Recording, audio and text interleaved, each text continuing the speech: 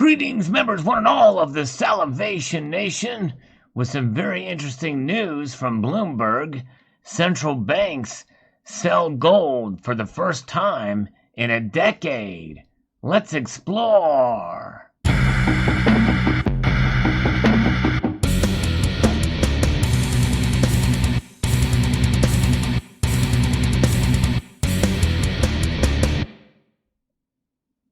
Not only are we going to explore, but where have we heard this before? I thought I covered a story about this not too long ago, but this is very, very recent here. Central banks became gold sellers for the first time since 2010, as some producing nations exploited near record prices to soften the blow from the coronavirus pandemic. Very interesting. Net sales totaled 12.1 tons of bullion in the third quarter, compared with purchases of 141.9 tons a year earlier, according to a report by the World Gold Council. Selling was driven by Uzbekistan and Turkey, while Russia's central bank posted its first quarterly sale in 13 years, the World Gold Council said. While inflows into exchange-traded funds have driven gold's advance in 2020, buying by central banks has helped underpin bullion in recent years. Citigroup Incorporated last month predicted that central bank demand would rebound in 2021 after slowing this year from near record purchases in both 2018 and 2019.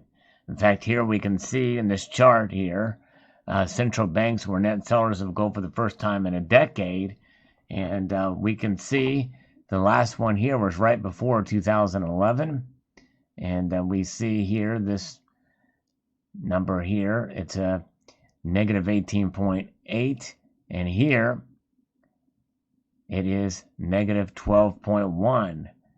So very fascinating to see indeed. It's not surprising, the article continues, that in the circumstances, banks might look into their gold reserves, said Louise Street, lead analyst at the World Gold Council. Virtually all of the selling is from banks who buy from domestic sources, taking advantage of the high gold price at a time when they are fiscally stretched. The central banks of Turkey and Uzbekistan sold 22.3 tons and 34.9 tons of gold, respectively, in the third quarter, the World Gold Council said. Uzbekistan has been diversifying international reserves away from gold as the Central Asian nation unwinds decades of isolation. Very interesting. And that's just it. Even these central bankers out there, sometimes they have emergencies and they've got to spend and they've got to liquidate some of their gold to do so. It's kind of a lesson we can all learn from in a way, as an emergency may come to pass, and sort of liken it to a medical emergency. Sometimes you need money to do that. Gold has rallied to a record of $2,075 an ounce in August before declining to trade around $1,900 in recent weeks. In fact, it's dipped below that in recent days. Overall bullion demand fell 19% year on year to the lowest since 2009 in the latest quarter, the World Gold Council said, largely thanks to continued weakness in jewelry buying. Indian jewelry demand fell by half, while Chinese jewelry consumption was also down. In fact, here we can see the demarcations here, tailing off gold demand fell in the third quarter as appetite for ETFs eased here. We see jewelry, technology in pink, jewelries in black, bars and coins are in blue, ETFs in gold color, and central banks in green. As you can see, for the third quarter, there was no central bank additions here, or demand, but we did see a lot of Q1, Q2 2020 ETF demand. Very interesting indeed. The fall off in jewelry was partially offset by 21% jump in demand from investors, according to World Gold Council, which draws data from both the International Monetary Fund and metals focus. Gold bars and coins made up most of the increase as flows into exchange-traded funds slowed from preceding quarters.